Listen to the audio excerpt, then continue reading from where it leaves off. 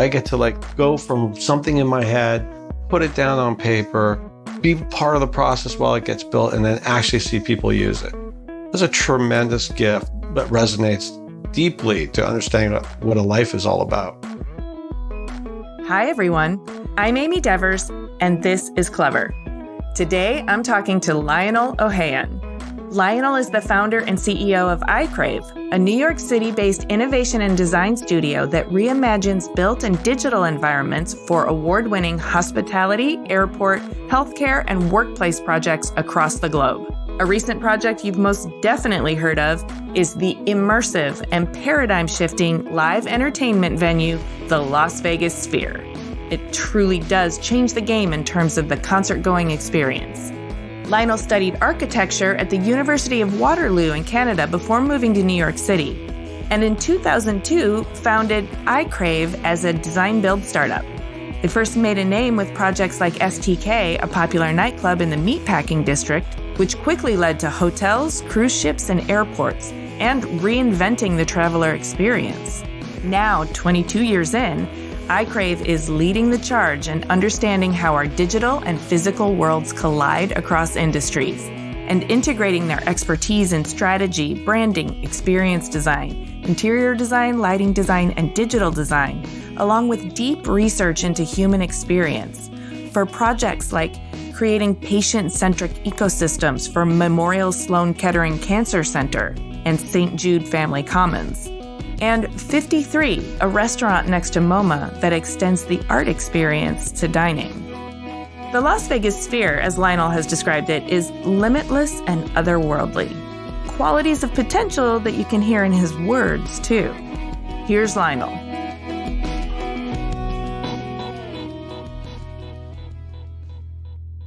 My name is Lionel Ohayon. I currently work in Miami and New York.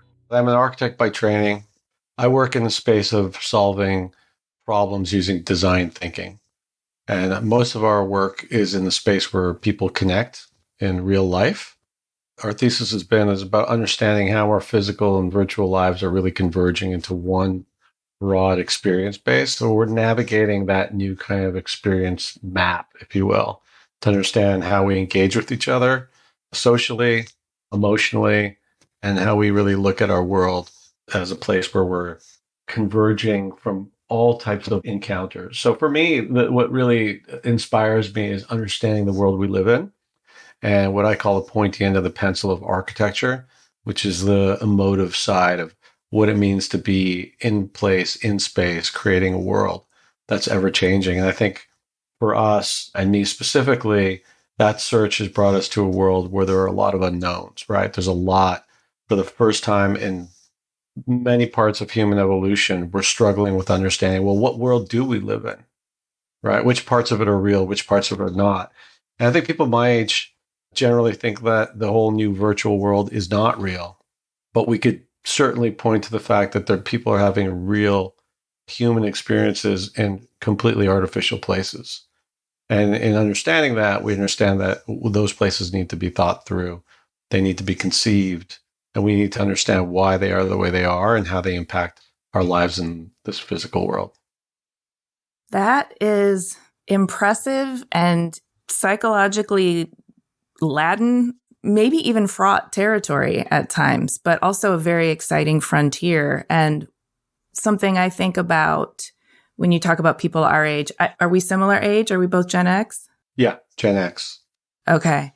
And thinking that space is not real that invites a certain sort of disconnection from it. They're not participating in the building of that world. And that's a problem because we need all people building that world that is the world we're all converging into. Well, there's no doubt. And I think we're dismissive of it, right? And we just don't understand the weightiness of what it's doing. I think people are starting to understand the impact of it, right? Like what's happening with our children, what's happening with their happiness, and where they seek satisfaction and what meaning is around their lives. And yeah, I've always felt that architecture plays a super important role in the world we live in. Right? It's not the buildings we build. It's creating the world we live in. It's the spaces we inhabit. It's where our lives take place. Yeah, it's where delight and happiness and joy and grief and all those things take place, right? And we impact that. So someone said to me, well, what agency do you have to design the metaverse or the virtual world or whatever it is? I was like, well, who has it if not me, right? Like who? Tell me who should be designing and conceiving this world. I think in general, architecture as a profession, probably since the 1700s when the first engineering school was built in France, has been parsing off pieces of its kind of domain, right? Like architecture as a kind of like as a part of society, right? Like the part of society that said we got to build the cities we live in and they need to be good places for people to live.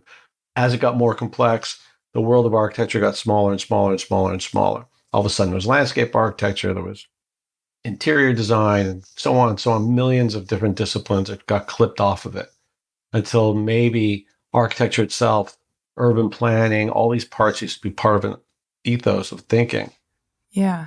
I think architecture has been gutted, right? It's really just like, well, we need somebody to sign off on the stuff and design cool buildings. And I think like I'm being a little bit extreme, but it's kind of like if you look at the progression of how architects have lost control over the narrative of the world we build, right?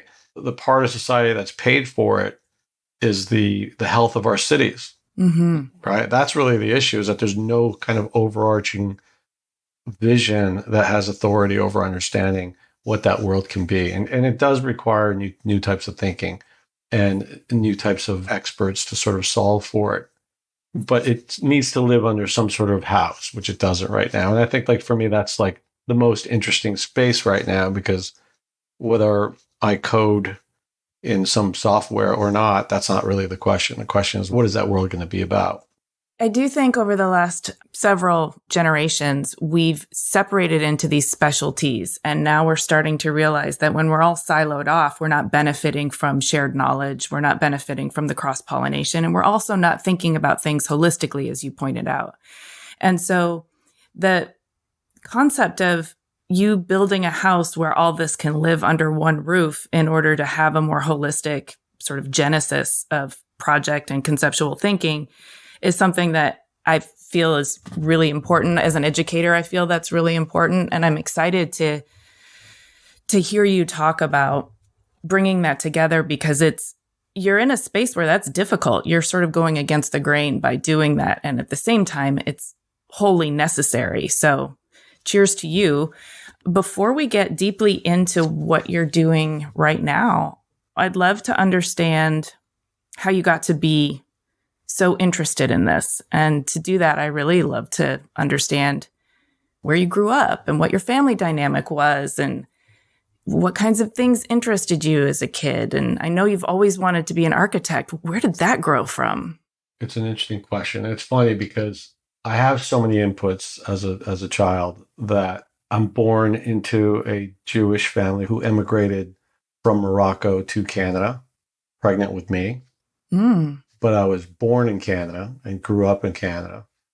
But most of my family lived somewhere between Spain, France, and Israel. Okay. My professional career really took off in New York for 29 years, and now I live in Miami. But so there's so many sort of inputs that are formative. And when I look back and I think about what are the important things that gave me what I believe to be a breadth of thinking, right? Like my ability to have like synthesize a lot of different inputs and ideas and understand them. Part of that for me is having gone to Hebrew school and learning how to read from left to right and right to left and understanding like concepts that are pretty complex around Torah studies. At the same time, I was like a very in-depth art student, right? So, and Torah studies incredibly intellectual, right? It's incredibly kind of deep thinking and opening doors that continue to open. And so between that and really being involved in language learning, being in a French home, spending my summers in Europe, and then coming back to North America, I feel like I was gifted with all these amazing opportunities to see different things and see the world from different points of view. And I think that is something that I think a lot about with my own kids, is about like how broad, what's the breadth of experience that I can offer them, right? So they don't live siloed in one world of thinking. So that to me has been a critical piece of like understanding what it is that I understand, what my point of view is, right? Because it's not singular. Yeah. Having a lot of inputs and understanding what your point of view is, but it also sounds to me like you were comfortable with complexity from a young age and also comfortable translating across worlds, translating across physical space into, let's say, written or artistic space. And that communication, I'm wondering how that skill set that you were exposed to and probably developed from early on, I wonder how that informed your, let's say, teenage years and the rest of your growth. It's interesting because, I went to a public high school. I begged my parents to let me leave Hebrew school and go to a public school. So we cut a deal and I got out, which was interesting. But it was also really another piece of this puzzle where all of a sudden I was like exposed to a whole breadth of types of things that you didn't always get in a private school.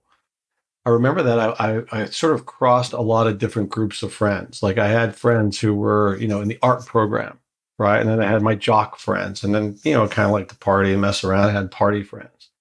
And there's one time my mom threw a surprise birthday for me, invited all these different friends that were all in my basement when I got down there. And I was a little bit horrified, right? Because I was like, oh my God, how am I going to bridge all these different groups who really don't talk to each other? They don't stay in the same part of the school. And I remember that specifically because I remember thinking about the fact that I seen myself in this event as somebody who had bridged all these groups who would not talk to each other at school, but somehow my family knew that I was friends with these different groups and just figured, well, let's invite the people that are his friends. And it was a very cross-cultural kind of like bridging. I was kind of like bridging people. Yeah. Funny. It was just a silly thing, but it stuck with me for a long time. And it's something that I think about a lot, about what it is, what you need to do, right? Like, how do you get big ideas to happen? How do you bring people together, right? How do you actually find yourself comfortable not only seeing one way or understanding the world through a lens that's formed by a group of people, which I guess today more than ever in these echo chambers we create, right? Like you just find the people who think like you do. You go into a group on some virtual community and you just stay there, right? And it's very dangerous. Yeah, that is very dangerous. And I love that you shared that story. I was also one of those people who had friend groups that didn't mesh at school, but I loved them all the same. And they were all interesting for a number of reasons, but they, for whatever reason, didn't mesh. I'm thinking about you at this surprise birthday party with all your different friend groups. And this also sounds like the start of like a hospitality muscle really being formed in terms of making that space now a space where all of these different people feel comfortable together. Yeah, well, I'll tell you, like I grew up in a French Moroccan home, right? And Moroccan culture is around the world consider, this is about receiving, it's about hospitality, right? And Arabic culture, like even though I'm Jewish, our traditions are Arabic. If you went to a wedding for me or my brothers or sisters, you'd see all these Arabic traditions and dressing up and eating certain foods that are clearly Moroccan culture. But at the core of it, we grew up in a family that was constantly receiving people, hosting events, creating these moments of like family and holidays together. Mm. So I grew up in a house where it was like kind of like pouring tea, bringing dessert, bringing nuts and fruit after dessert. Like this is constant kind of like ebb and flow. So I learned that through my extended family, spending summers in Spain with like groups. And I tell clients that a lot. And I'm like, look, I can gild your venue in gold, right? But if you have a restaurant, you don't know how to receive people. You don't understand the nature of like why you should do it more this way or that way. There's nothing that anyone's going to be able to do for you until you get that right? You understand the experience, you understand what it means to receive somebody in your house. And a lot of what ICRAVE has done has really been about breaking open this experience.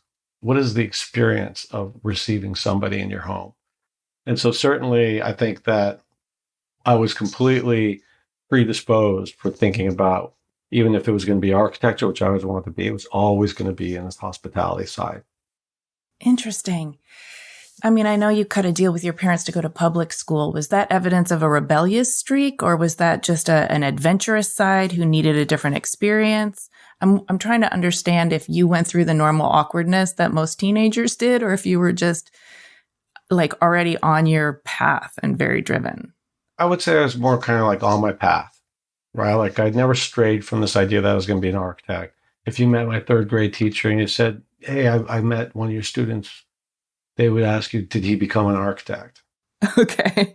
Not that I wasn't awkward. I'm sure I was, but I was good in my skin. I was very comfortable in my skin. I just, I grew up in a very multicultural neighborhood. Canada in general is very multicultural. I had lots of friends from my street, from my neighborhood who weren't Jewish. And I just wanted to just like do something different, I was really interested in art and I wanted to evolve more. Have you always been proactive about your own evolution? Always. I sometimes tell people that my superpower is my ability to stand next to my ego and have that conversation, It's like you have to be able to know who you are and what your core is. And you have to know what your ego is when you're kind of reacting to that. If you can sort of literally have an out-of-body experience and understand those two things, you can get some clarity about where you need to be.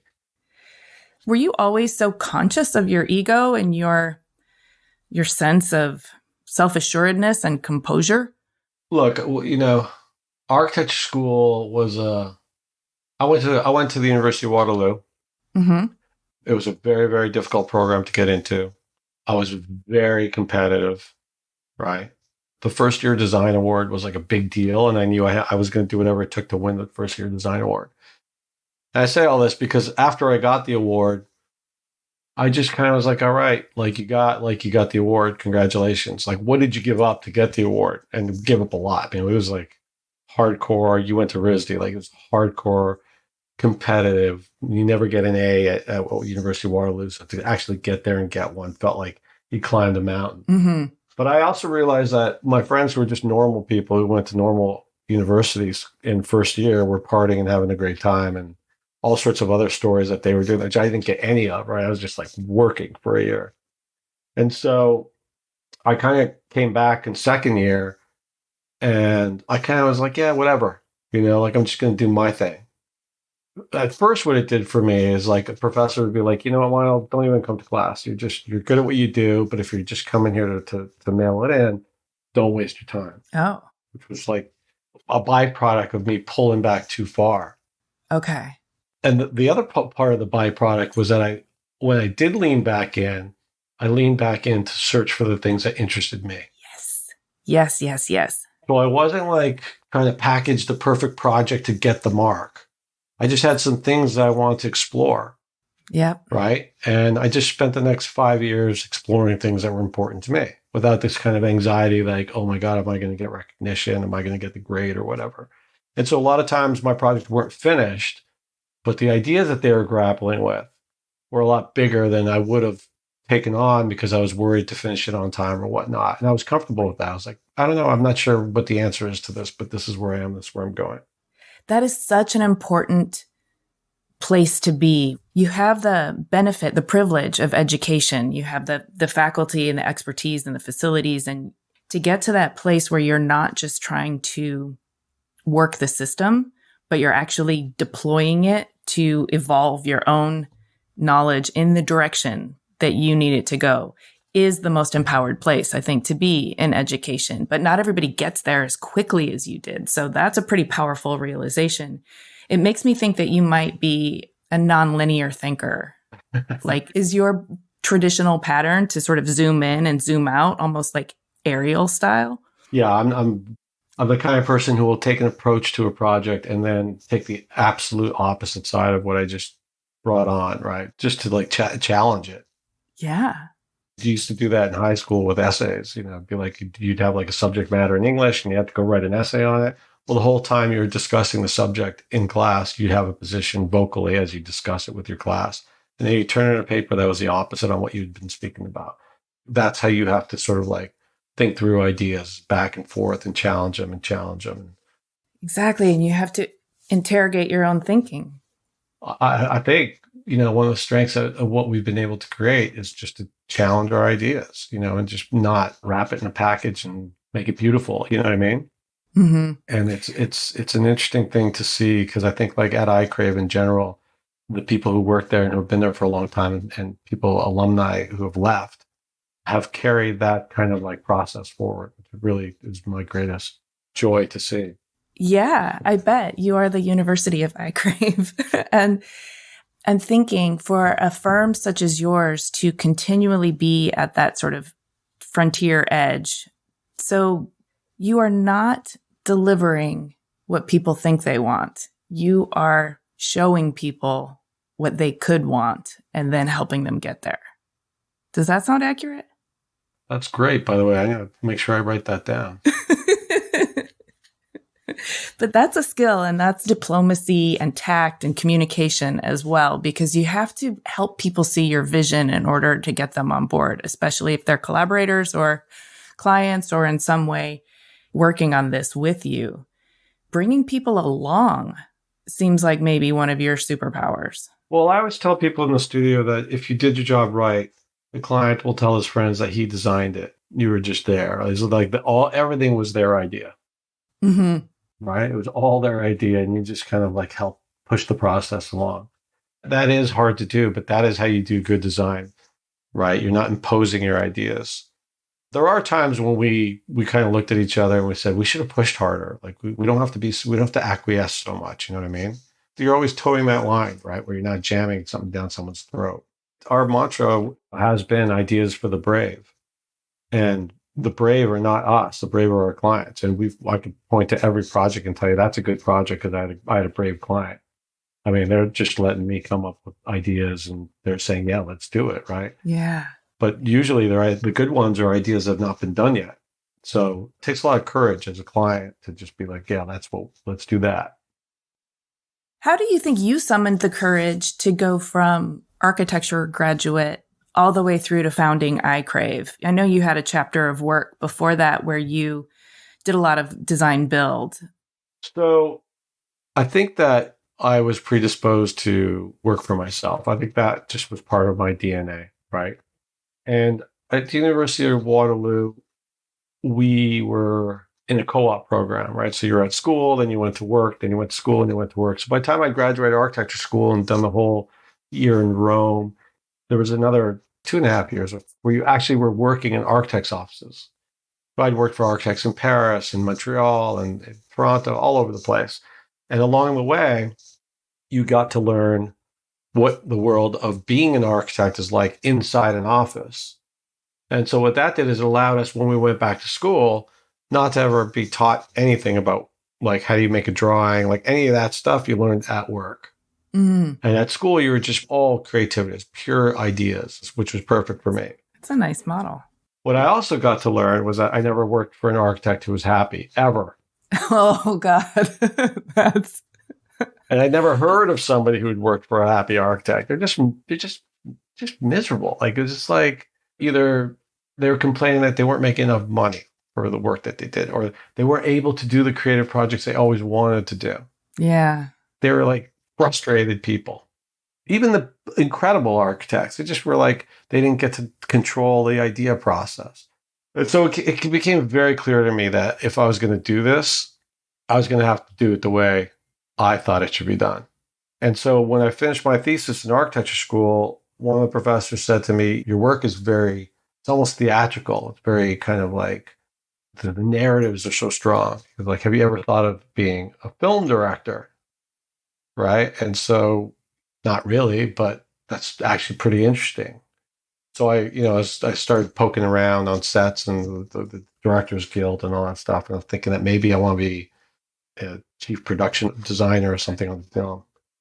And so, but then I came back to, there's a whole other narrative here about my father passed away just when I graduated architecture school. So there's like this real crossroads in my life of like, it really happened literally. I found out the day I finished my thesis. He went to the hospital. He died 6 weeks later. So it was a very portentous moment in my life, right? Having finally graduated architecture school and then this happening and then being like, okay, why is this all happening together?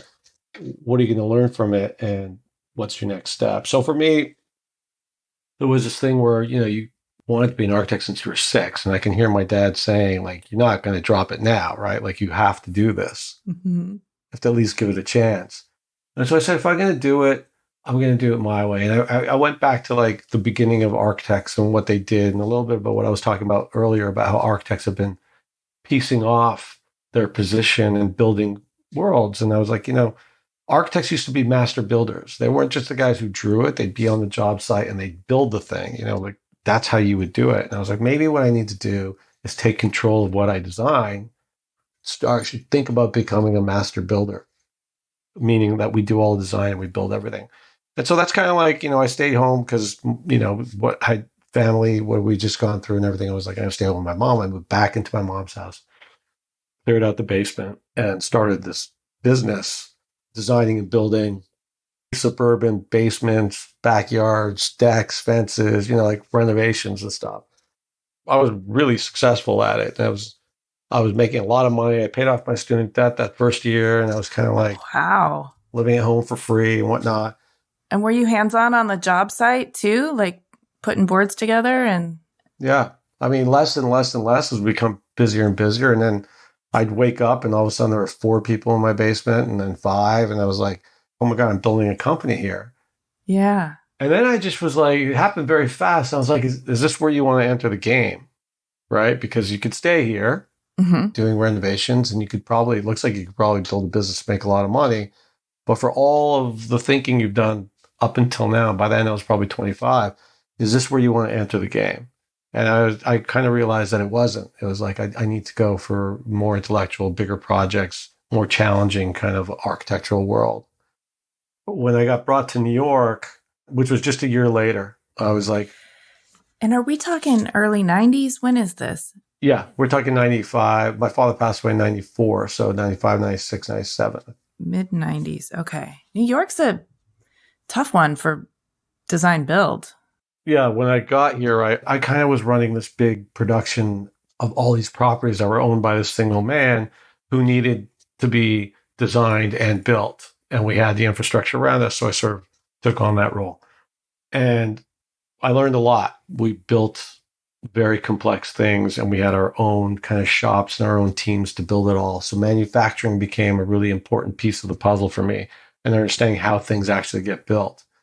When I left there, I found somebody who had a design build firm doing real projects in New York City. And the question at that point was like, are you ready to really go into New York and just be a design build guy on your own? And I wasn't. I just didn't know the lay of the land well enough. And so I met this guy and I started working with him. I really ended up in a suit. I ended up in a suit with a tie on. And about 2 years into that... You say that like it's so not you. Oh, God. I literally had an epiphany one morning.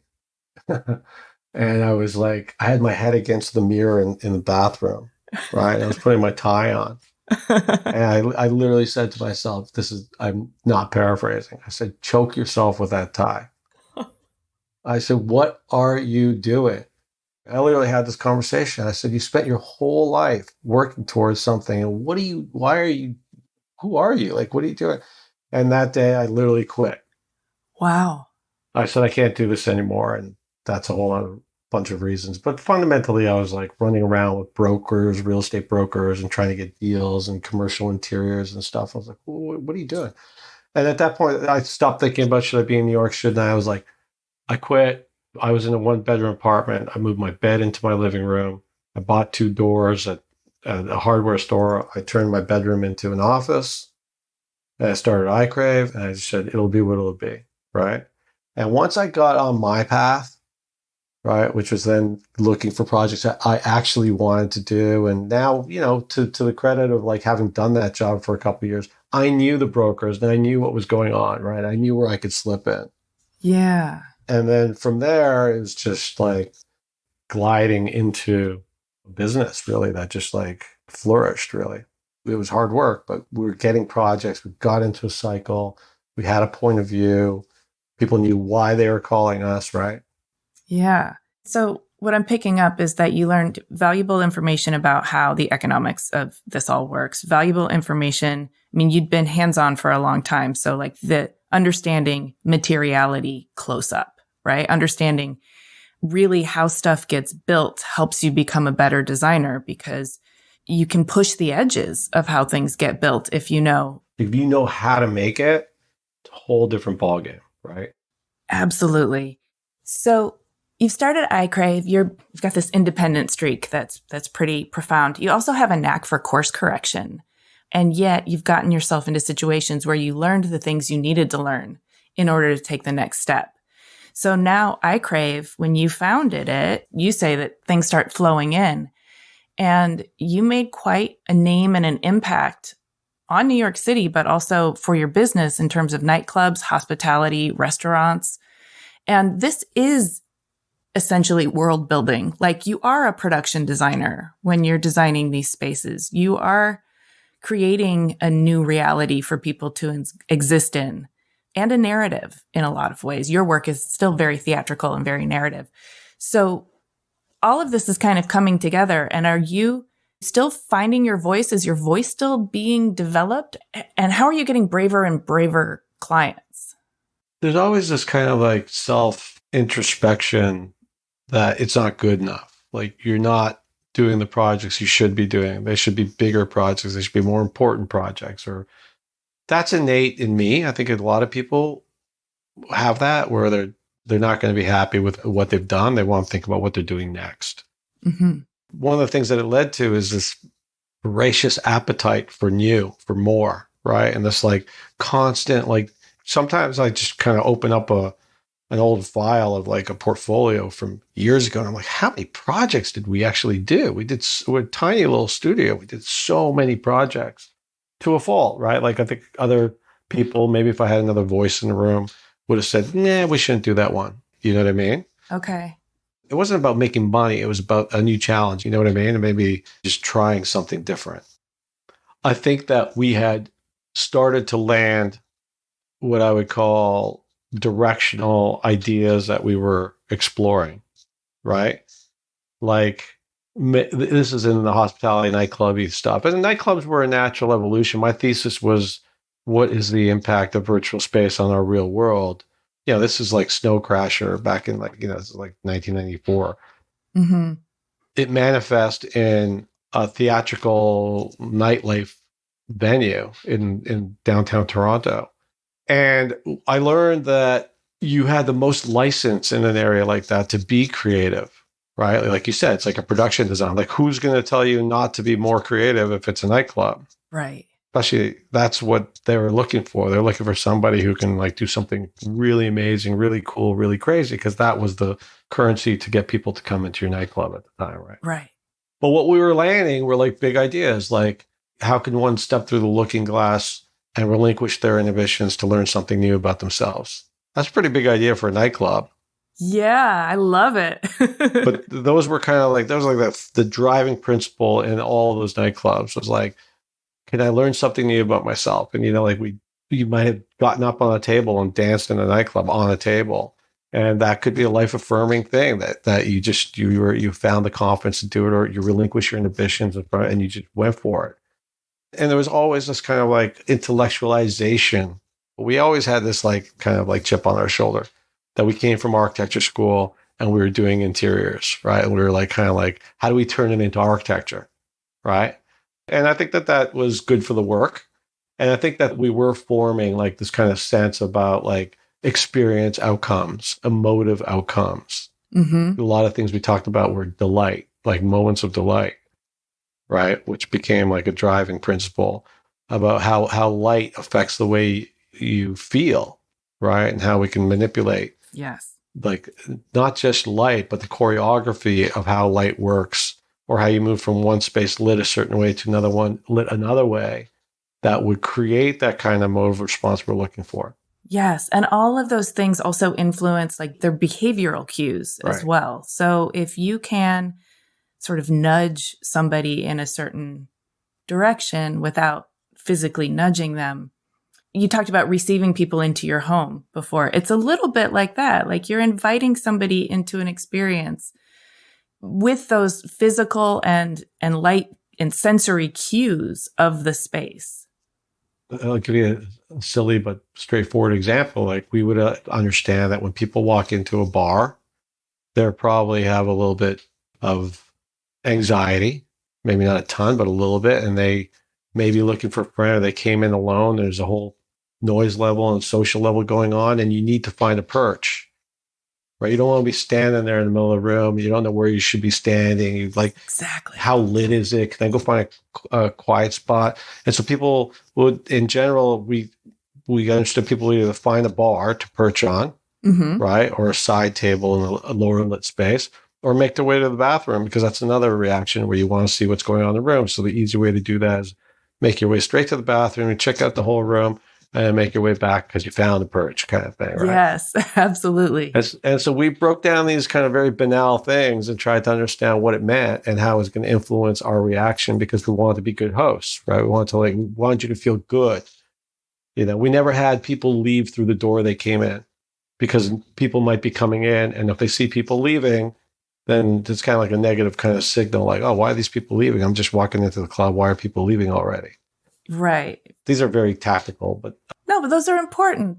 So that's the flow of a space as well. Totally everything. It's the flow. Yeah. Exploration, discovery, spontaneity, all these pieces. And so what's really interesting is when we started finding ourselves in other verticals that had nothing to do with nightlife, and learning that we're directing the exact same learnings into healthcare, right? Or into airports.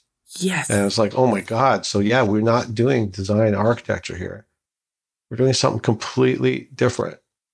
We're extracting important lessons about how we as people find ourselves in public spaces outside of our home, which we don't work in, right?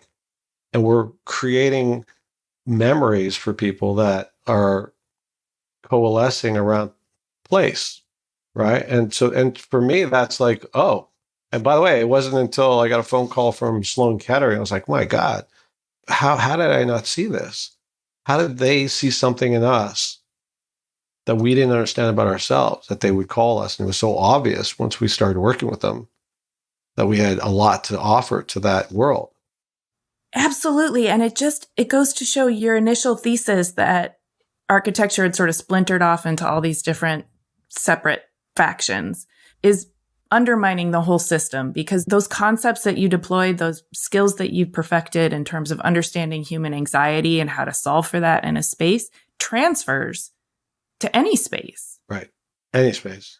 And airports and healthcare, those are some of the most anxious spaces we ever exist in. So that's even more crucial and meaningful in those places. That's when we're displaced. That's when we're worried.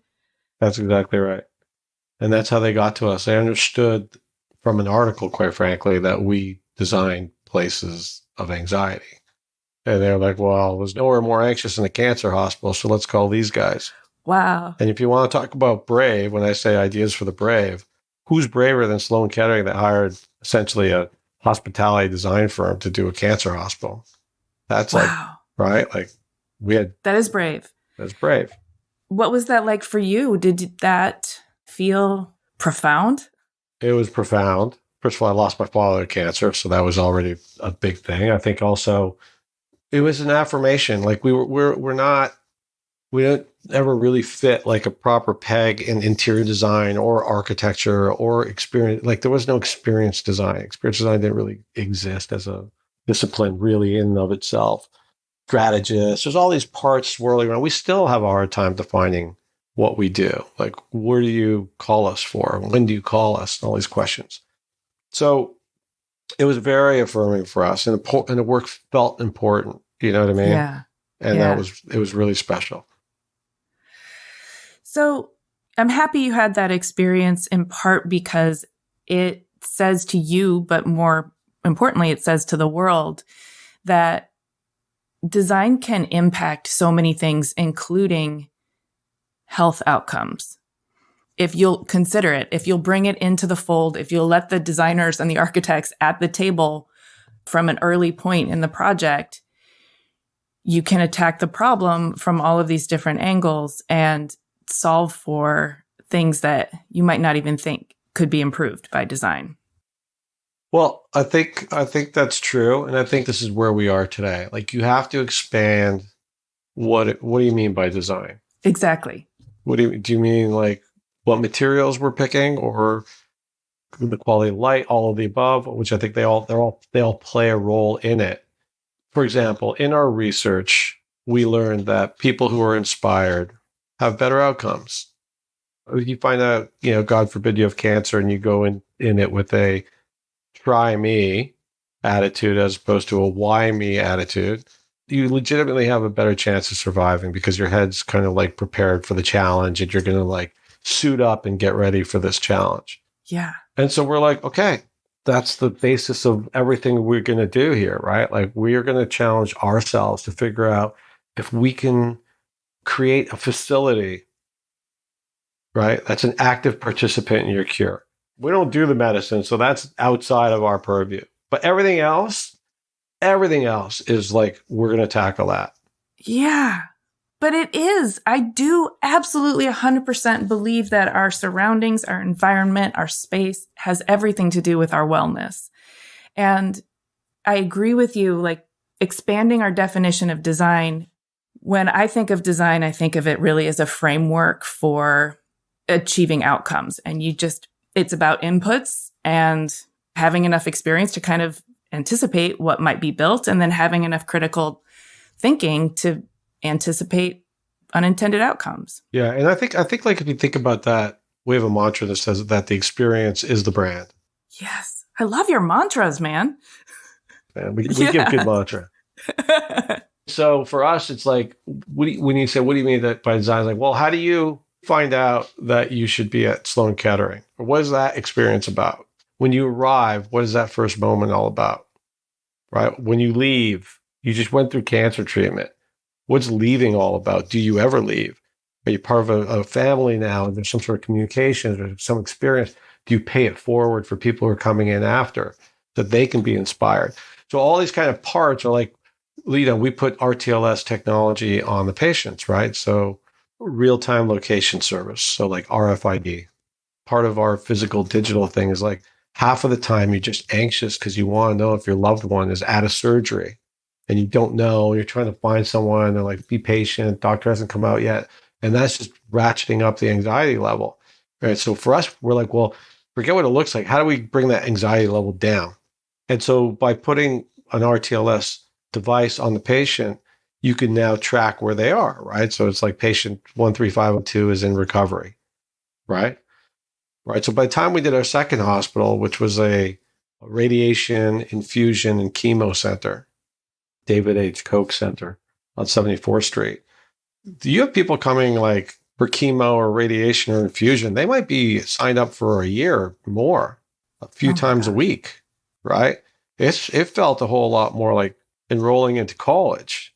Like, it's your campus. This is your campus for life. Like, well, this is a whole different relationship. And so we were like, well, how do we change the paradigm from people being like, I never want to see that color green again, or I never want to smell that pine solid cleaner they use in the hallways, right? Yes. And so it came to us to sort of turn this thing upside down. Look, nobody wants to have cancer. There's a lot of things people don't want, but because they went through it, they learned so much about themselves, or they're able to open doors that otherwise wouldn't have been open. Now, cancer takes all the control away from you, right? What you can eat, where you can sleep, can you work, can you do this, can you do that, what you look like, it's like you lose all control. So just giving control back to people, right? It was like, okay, can we let them choose the music they want to hear, sit in an environment that suits their emotion that day, manipulate the color of the lighting, right? Be in a class, learn something, watch TV, just veg out like a couch potato, right? All these different things that are just like giving you even a minute amount of choice back, right? That we knew we're going to reconnect with your own humanity, just to be like, I'm still a person, right? I'm still a mom, still a lawyer. Yeah. But then there was this other part of it, which was like, well, what if this door did open up for you? Usually people don't get this door. Like, what would you do to fill that time? Would it be like, well, I'm finally going to learn French, or I'm going to like learn Photoshop and make an album for all my grandchildren, or I'm going to write a book, or I'm going to fill the blanks. So we were like, can we facilitate that open window to actually be this positive thing? And we thought that if you can look at it as like, if it weren't for me going through this, I would never have done that. Right? Yeah. And facilitate the opportunity for people to engage in those kinds of things. You are going to inspire people. They are going to be focused on the book they want to write, or the language they want to learn. Not only that, but you're fostering hope. Like they're having incremental progress in a new skill, which means they're looking forward to the next step and the next day, and they're planning to live. Like, correct. This is important work. I'm glad you're doing it. So like, that's what I mean about like, what is design, right? So, it's like, yeah, it's a lot of, it's like, how far do you want to take it? And then go back to the beginning of our conversation. It's like, what do we actually have agency, right? To which parts of the project belong to you when you sit at the table to talk with a client about what it is that you do. Right. In that question, what parts of the project do you have agency over? How do you navigate that? Do you sometimes buy more space for yourself? I do. I'm constantly buying more space for myself. As a matter of fact, I'm moving further and further and further earlier into the process.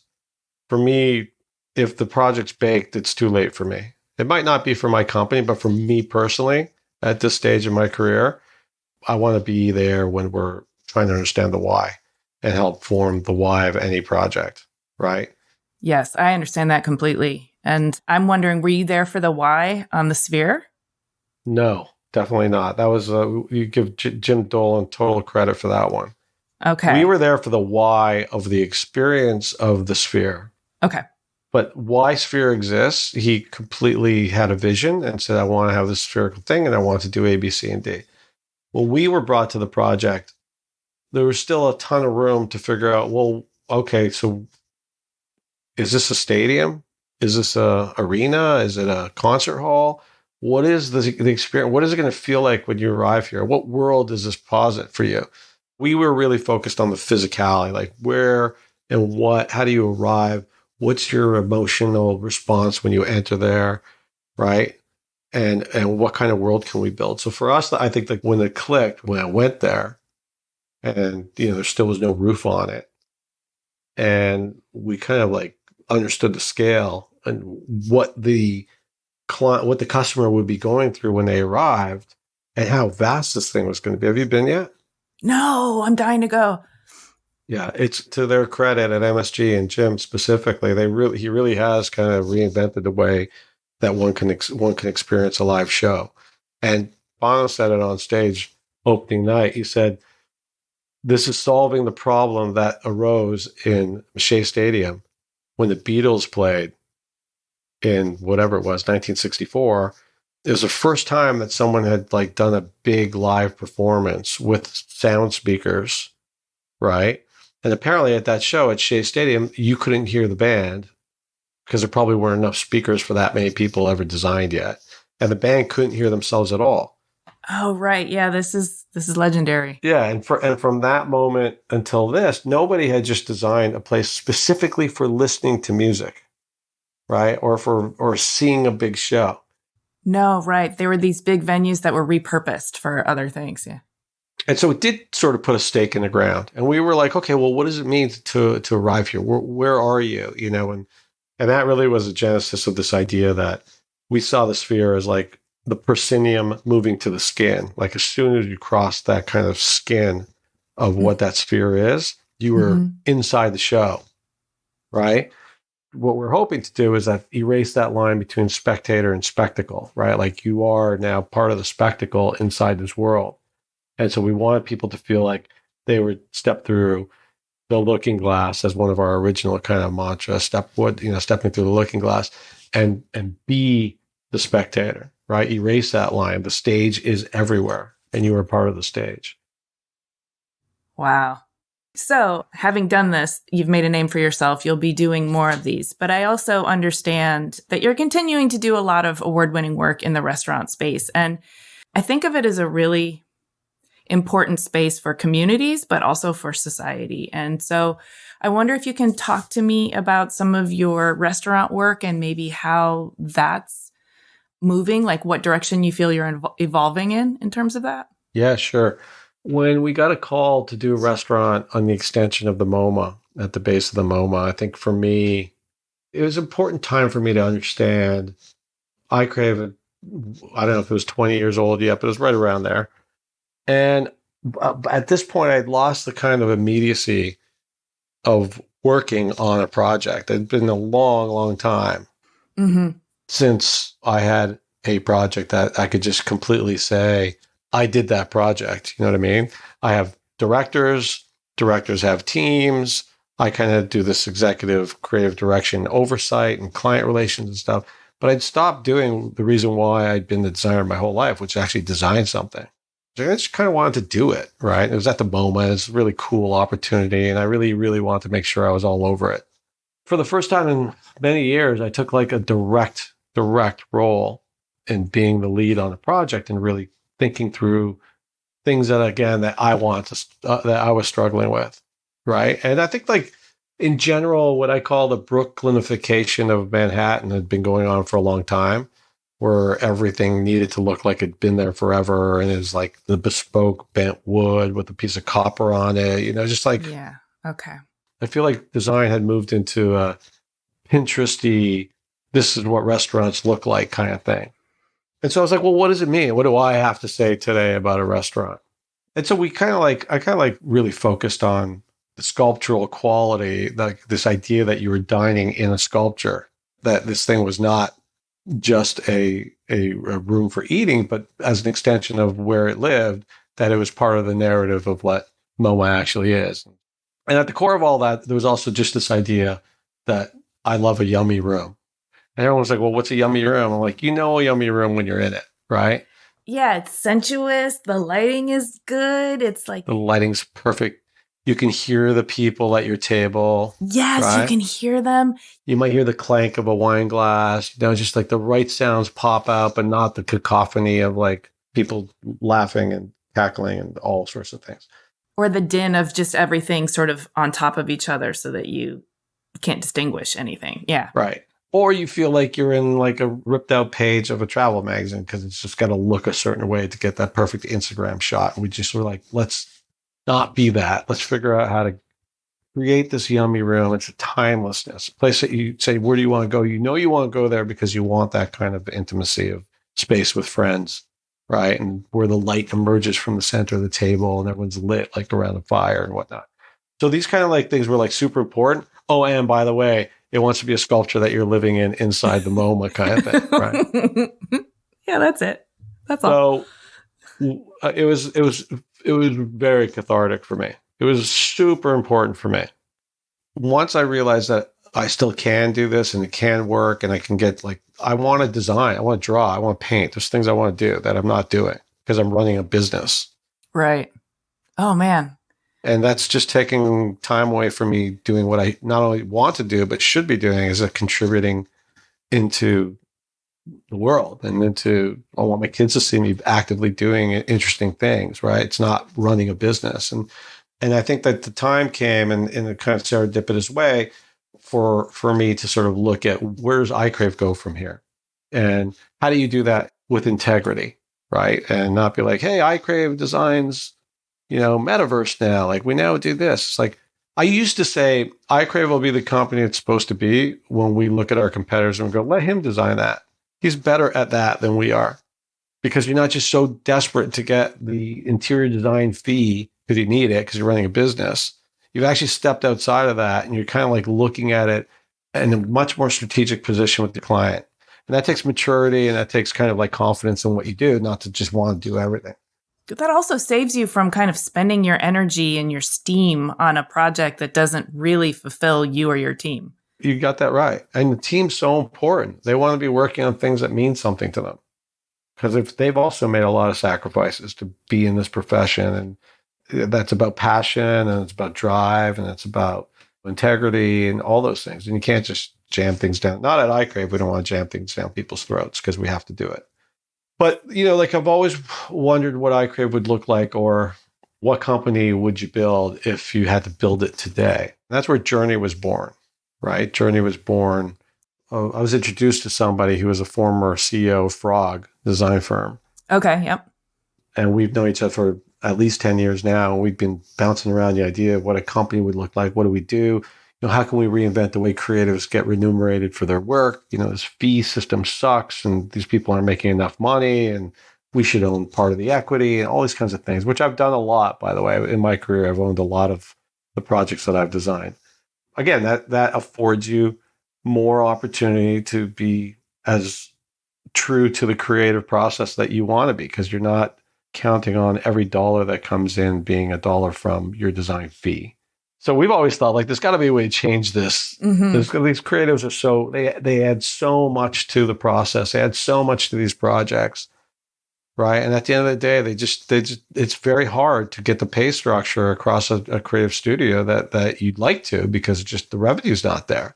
Plus, it's fundamentally misaligned with the human output of the endeavor. Don't you think? It's just wrong. It's wrong.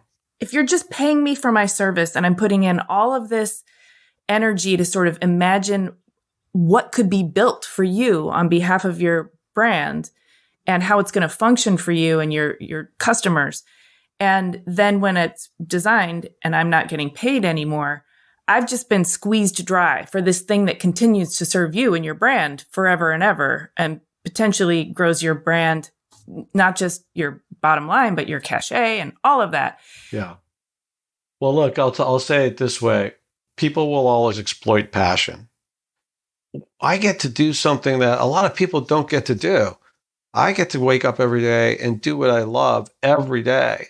Right? I get to think about ideas. I get to go from something in my head, put it down on paper, be part of the process while it gets built, and then actually see people use it.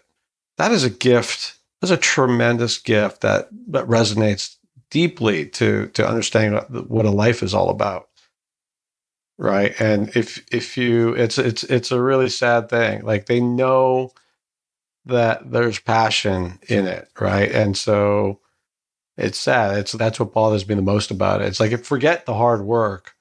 If you just understood how much passion people are putting forward, how much of themselves they're putting forward to solve this problem for you, would you rethink it? One of the things that's so really arresting about that, it's making me really uncomfortable, is this idea of passion being extracted, as opposed to understanding that if you contribute and reciprocate the passion, then it's generative and that everybody wins. And so it's almost like a fossil fuel, if people continue to exploit the passion of passionate individuals, it does not serve humanity, including the person who's doing the exploiting. You're right. And we do not live in a world that's set up today for people to be passionate. They're better off being the opposite. They're better off being callous, because everything is a get-rich-fast scheme or some sort of evidence that you could do nothing to make a lot. It's a different culture. It's different. Listen, I'm scared because I have kids, Well, that's what I was going to ask you. As in your parental fatherly role, do you want your kids to see you passionate, or do you want your kids to see you safe? I think my kids are safe with me being passionate, because that's who I am. And I'm more concerned about if they find their passion. That's my job right now. I have two jobs with my kids, right? Is to teach them who they are and make sure they have a strong core. They can weeble wobble all day, but they're going to come back to their core. Mm-hmm. To me, that's critically important. And the second is to help them find their passion and have the confidence to stay in that passion and manifest a life along that passion. The problem is, if you live in a world where it gets sucked out of anybody with passion, and people do, they know when they've found somebody with passion, and they bridle up next to you. Yeah, it's true.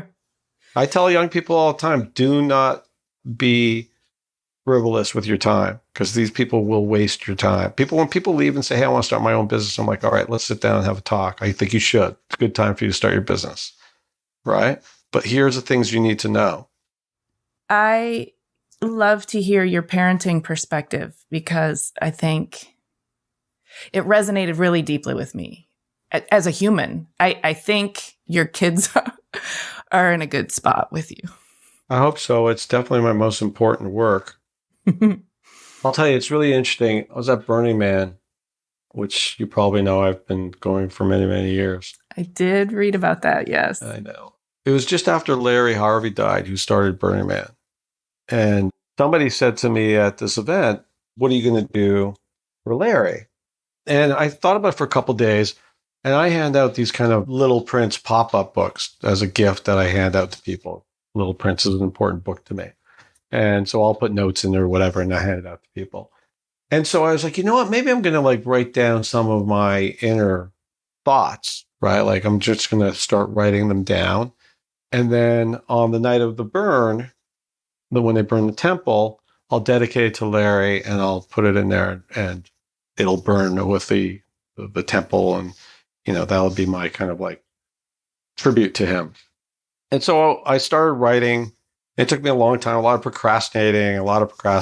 And I started writing and I realized that I was just dropping ideas and stuff that have been with me forever. Right. And it's like, if you ever this, then always remember that. And like, going through I'm writing in the margins of the book. So the book's now like this codex kind of thing is getting thicker. And my wife comes back into the RV and I'm like, I'm not burning this book. I'm giving this book to my kids. Are we crazy? I was like, could you imagine if your dad or your mother gave you a book like this?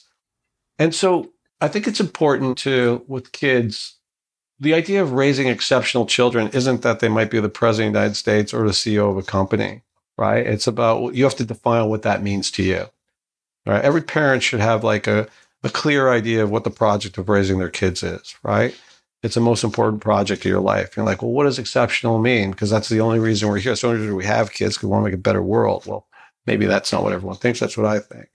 And so that exceptionalism probably lays in empathy, right? And it probably lays in strength of self and having like a point of view that's based on some sort of ideals that are fair and valuable, right?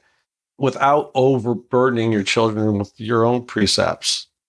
And so for me, like one of the things that I've always recognized, especially as a Jew and being challenged as a Jew a lot, is knowing who you are, knowing what virtues are important to you and what you believe is right and wrong, and understanding why you believe that. It's not dogma.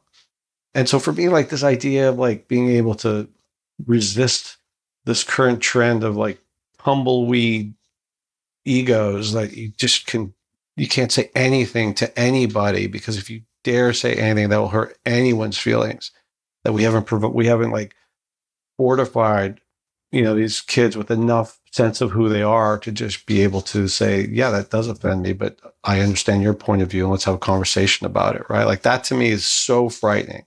If you're offended, that is the pinnacle of what is an affront to you, right? And I think that, I already see it with my daughter. She's like really upset with me because I hurt her feelings. She just turned 8, right? And she was really mad about it. I was like, Charlie, I'm going to hurt your feelings a lot, right? Like my job here is to challenge your feelings. And I gave her first mantra. I said, your feelings don't control you. You control your feelings. Yeah. This is your mantra. It's like, you are not formed by your feelings. You need to be able to like have your central core strong. You need to be able to understand who you are and that you're not the summary of all things that happen to you. You know what I mean? And I think like I could see it happens at an early age. Like they are like, hey, those are my feelings. Now your feelings are important, and you should be able to understand that your feelings feel a certain way. You should be able to react to them. But they're not the pinnacle of like why you exist, right? We have to confront those things. And so for me, like I think it's indicative of like you need to have a sense of like your core and where it comes from and what your history is and why you are a makeup of all these different things, right? And what the world has offered you. I didn't grow up like my kids. I think my kids are growing up much more affluent than I am. Mm-hmm. And so I'm like, what do they need to know that I had to deal with or that where we came from? Right. So that it's part of who they are.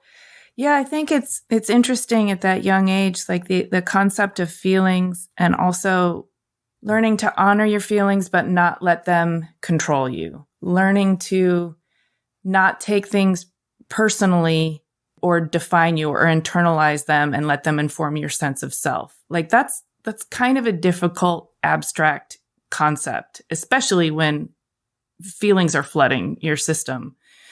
But I understand what you're saying in terms of helping guide that shaping, that process in terms of learning to understand where you are in relationship to your feelings, understanding who you are in relationship to what happens in an external fashion in terms of what people say or what happens to you. I think that's a little bit of what we were talking about earlier, about being able to stand next to your ego, right? Yeah. Yeah, I think it is. Yeah.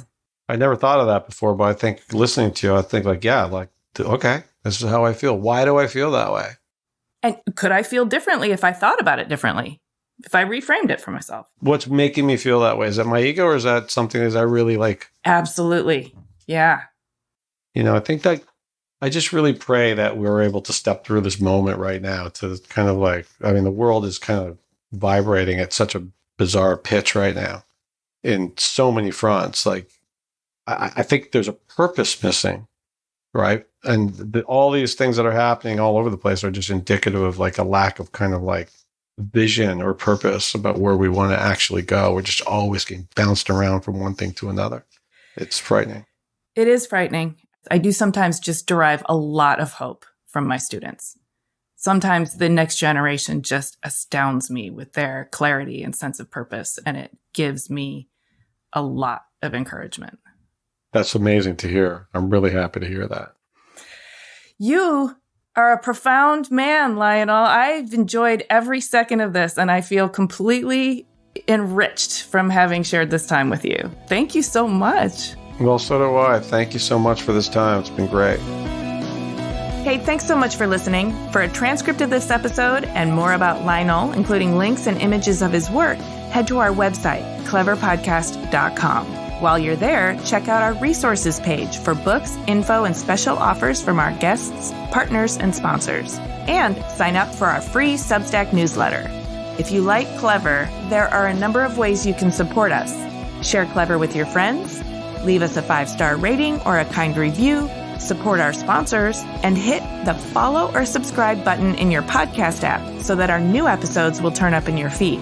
We love to hear from you on LinkedIn, Instagram, and X. You can find us at Clever Podcast, and you can find me at Amy Devers. Clever is hosted and produced by me, Amy Devers, with editing by Mark Zurowinski, production assistance from Ilana Nevins and Anushka Stefan, and music by L1011. Clever is a proud member of the Surround Podcast Network. Visit surroundpodcasts.com to discover more of the architecture and design industry's premier shows.